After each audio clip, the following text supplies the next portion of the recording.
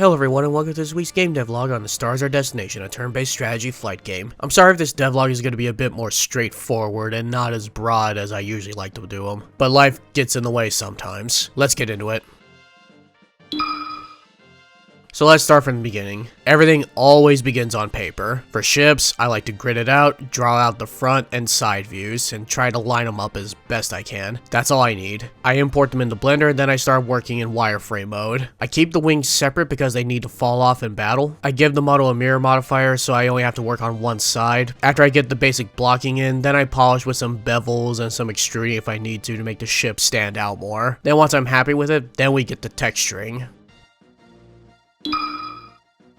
Texturing and shading can be tricky. The basic idea is that I want to have flat colors with some hard shadows, with maybe a little bit of texture shadowing like they did in Metal Gear Solid, where the lighting's kept at a bare minimum and some of the pixels mapped onto the texture helps shade it. After unwrapping the model, I export into a PNG, and right now I'm just using the fill bucket. I export again, set it up in the Blender shader, and in this case it's just a basic toon shader, and I think it looks fine. It's fine. It's readable, but it doesn't quote-unquote pop. It looks fine in the engine, but it doesn't import the actual shader. I need to make my own toon shader. I'm still experimenting with colors, and I haven't put in secondary shadowing yet. Let me know what you think.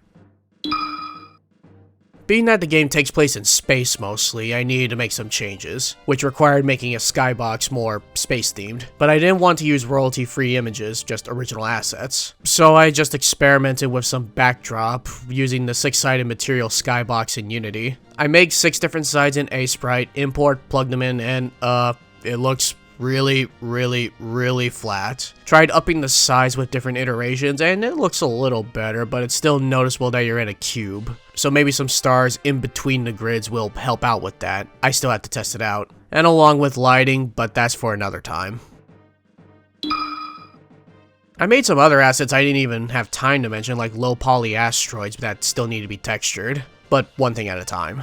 I'm still going to be keeping up with the art assets, hopefully have a better looking skybox. Any feedback is welcome, especially at this point. That'll be it for this week. Subscribe or join the Discord server if you like what I'm doing. Let me know if you have any questions or feedback. Take care of yourselves and have a good week.